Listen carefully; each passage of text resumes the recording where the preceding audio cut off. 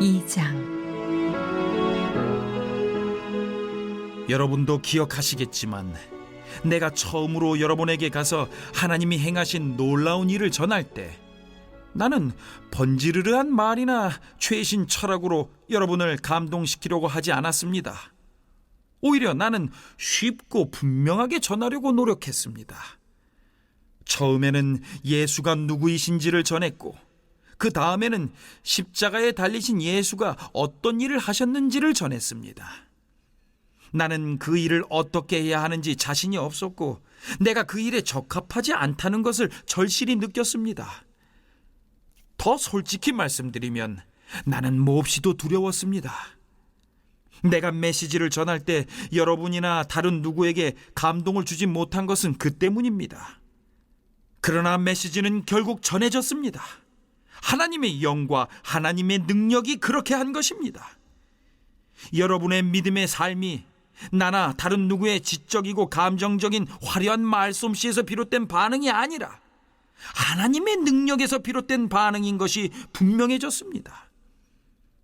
물론 우리에게는 하나님의 지혜가 풍성합니다. 여러분이 확고한 영적 토대 위에 서기만 하면 여러분에게 그 지혜를 넘겨드리겠습니다. 그런데 그 지혜는 대중적인 지혜도 아니고 고임금의 전문가들이 선호하는 지혜도 아니고 한두 해가 지나면 시대에 뒤처지고 마는 지혜도 아닙니다. 하나님의 지혜는 그분의 목적 깊은 곳에 비밀하게 감춰진 지혜입니다. 겉만 살피는 사람은 그 지혜를 찾을 수 없습니다.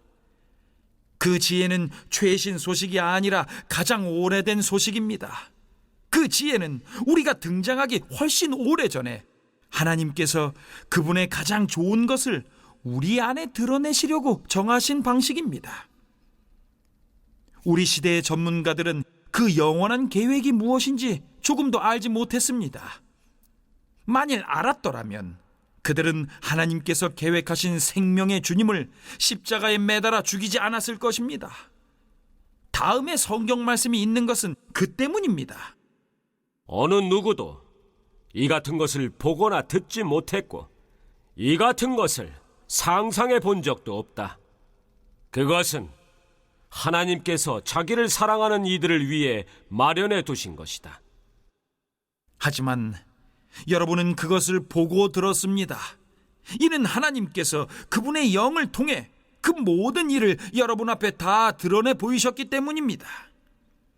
성령께서는 표면에서 떠도는 것에 만족하지 않으시고 하나님의 깊은 곳으로 뛰어드셔서 하나님이 처음부터 계획하신 것을 드러내십니다.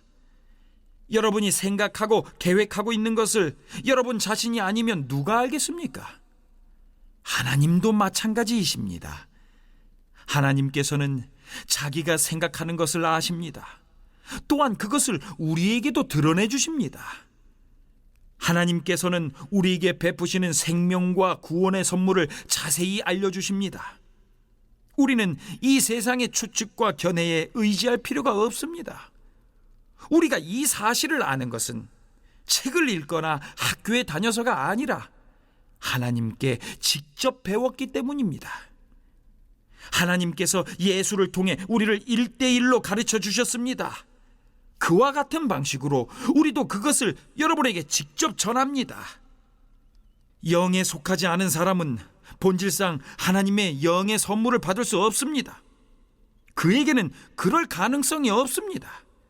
그의 눈에는 그 선물들이 대단히 어리석은 것처럼 보이기 때문입니다. 영을 알 수 있는 통로는 영밖에 없습니다. 하나님의 영과 우리의 영은 막힘없이 서로 통합니다. 우리는 영적으로 살아있어서 하나님의 영이 하고 계신 모든 일에 다가갈 수 있습니다. 우리는 영에 속하지 않은 사람들의 판단을 받지 않습니다. 하나님의 영을 아는 사람 누구인가? 하나님께서 하고 계신 일을 아는 사람 누구인가? 라는 이사야의 물음에 답이 주어졌습니다. 바로 그리스도이십니다. 그리고 우리는 그리스도의 영을 가졌습니다. 말과 지혜의 아름다움이 아닌 십자가로, 지혜의 말이 아니라 성령의 나타남과 능력으로, 이 세상 지혜가 아니라 하나님의 지혜로 사람의 지혜가 아니라 오직 성령으로에 대해 묵상해 보시기 바랍니다. 1, 2절은 오직 그리스도의 십자가만 선포하고 있습니다. 바울은 고린도 교회에서 복음을 전할 때 훌륭한 언변이나 지혜로 전하지 않고 오직 그리스도의 복음만을 전하려고 작정했다고 말합니다. 그리스도의 복음은 인간의 지혜로 증거되는 것이 아니라는 사실을 강조하고 있습니다. 1장 26절로 31절에서는 독자들이 미천한 가운데 있을 때 부름받았다는 사실을 통해서 복음은 인간의 지혜로 깨달을 수 있는 것이 아니라는 사실을 논증했습니다. 이제 자신의 경험에 비추어 설명합니다. 바울은 그리스도의 복음 앞에서 인간의 언변이나 지혜가 얼마나 무력한 것인지 깨닫고 오로지 그리스도와 그의 십자가 외에 다른 것에는 더 이상 관심을 두지 않기로 결심했습니다. 3절로 5절에서는 약함 가운데 성령의 능력이 나타남을 말씀합니다. 바울은 복음이 인간의 지혜로운 말에 의해서 증거되는 것이 아니라 성령의 능력으로 되는 것이라고 말합니다. 먼저 고린도 교회의 복음을 전할 때 자신이 얼마나 연약하고 두려움 가운데 있었는지 설명합니다. 내가 너희 가운데 있을 때 약하며 두려워하며 심히 떨었노라 라는 말은 바울이 고린도 교회에서 복음을 전할 때 모습을 설명하는 것입니다. 이것은 고린도 교회에 전해진 복음이 바울 자신의 지혜나 능력에 의해서 된 것이 아니었음을 증명하는 것입니다. 바울이 그렇게 육체적으로 연약하고 심리적으로 두려움과 떨림 가운데 있었지만 그가 전한 복음이 결실을 맺어 고린도 교회가 세워진 것은 약함 가운데 역사하신 성령의 능력에 의한 것임을 보여줍니다. 인간의 지혜로운 말이 사람들을 설득하여 복음을 믿게 할 수가 없습니다. 복음을 믿도록 설득하는 것은 성령의 능력으로만 가능합니다. 바울은 자신이 약할 때 성령의 능력이 나타남을 보았습니다. 성령의 역사는 인간이 자신의 연약함을 깨닫고 두렵고 떨림으로 하나님께 의지할 때 나타납니다. 6절과 7절에서는 하나님 지혜의 신비로움이 드러납니다. 바울은 지금까지 인간의 지혜에 대해서 비판적인 태도를 보였지만 그렇다고 해서 지혜가 불필요한 것이라는 뜻은 아닙니다. 이제부터 그가 추구하는 지혜가 무엇인지 설명합니다. 그것은 곧 하나님의 지혜입니다. 하나님의 지혜는 이 세상 지혜나 혹은 이 세상 관원의 지혜와 다릅니다. 바울은 그런 세상적인 지혜를 없어질 것으로 규정합니다. 그러나 하나님 지혜는 영원합니다. 그것은 세상 사람들이 이해할 수 없는 신비한 것이며 또 감추어져 있는 어떤 것이죠. 그것은 우리의 영광을 위해서 하나님께서 만세전부터 결정하신 것입니다. 바울은 지금 그 지혜의 실체가 무엇인지 설명하지 않지만 그것은 곧 그리스도의 십자가를 통한 종말론적 구원 계획을 뜻합니다. 세상적인 지혜의 관점에서 보면 이해할 수 없는 신비로운 것이죠. 세상적인 지혜의 특징은 자신의 강함을 자랑하고 다른 사람을 정복하고 승리의 영광을 차지하는 것이기 때문입니다. 따라서 구원은 지혜와 능력으로 쟁취하는 것이지 실패와 저주와 연약함의 상징인 십자가 죽음으로 주어지는 것이 아닙니다. 세상적인 지혜 관점에서는 십자가 죽음을 통한 구원이란 이해할 수 없고 미련한 것에 불과하지요.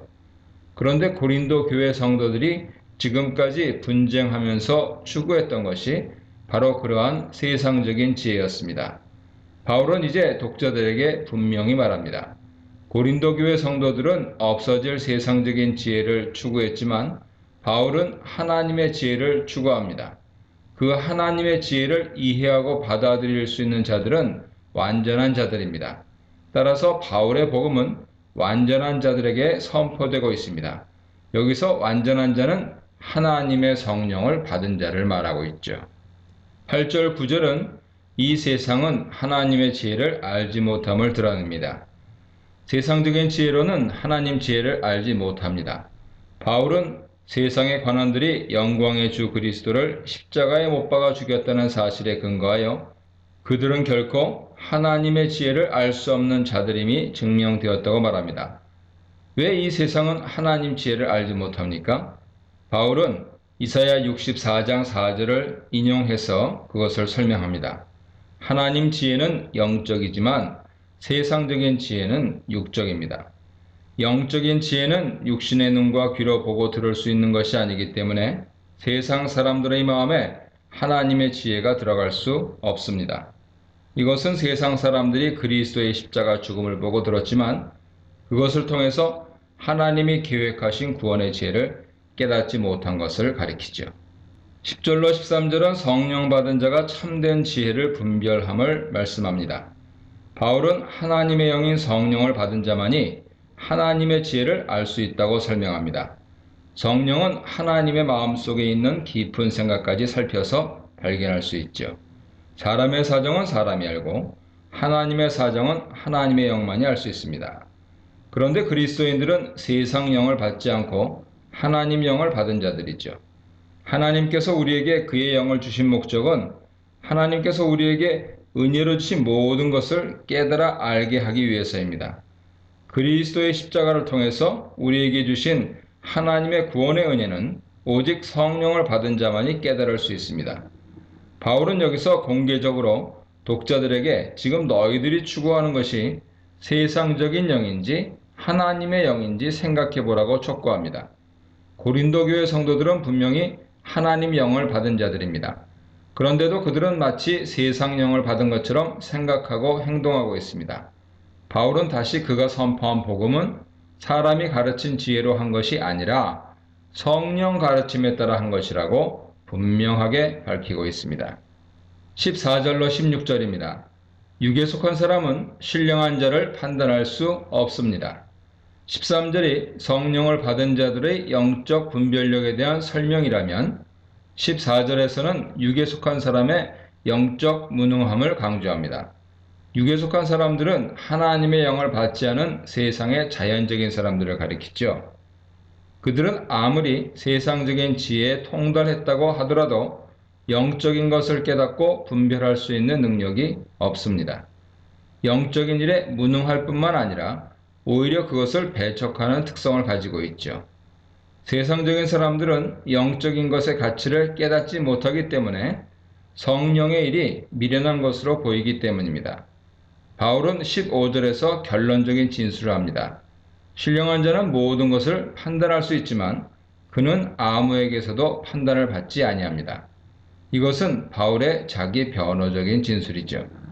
바울은 성령을 받은 사람입니다. 그러나 고린도 교회 성도들은 세상적인 지혜에 매료된 자들이죠.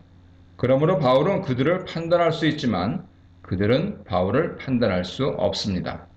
바울은 이사야 40장 13절을 인용해서 세상적인 지혜를 추구하는 고린도 교회 성도들은 결코 신령한 바울을 판단할 능력이 없다는 것을 선언합니다. 누가 주의 마음을 알아서 주를 가르치겠느냐? 이것은 반어법 질문으로 당연히 아무도 그렇게 할 수 없다 하는 대답을 기대하는 것이죠. 만약 아무도 주의 마음을 알아 그를 가르칠 수 없다면 아무도 바울을 가르칠 수 없습니다. 바울은 주의 마음을 가진 자이기 때문이죠. 고린도 교회 성도들은 세상적인 지혜를 자랑하면서 바울을 무시하고 함부로 판단했습니다. 바울은 그들에게 반문합니다. 그리스도의 마음을 가진 나를 감히 육에 속한 너희들이 판단할 수 있겠느냐 말이죠.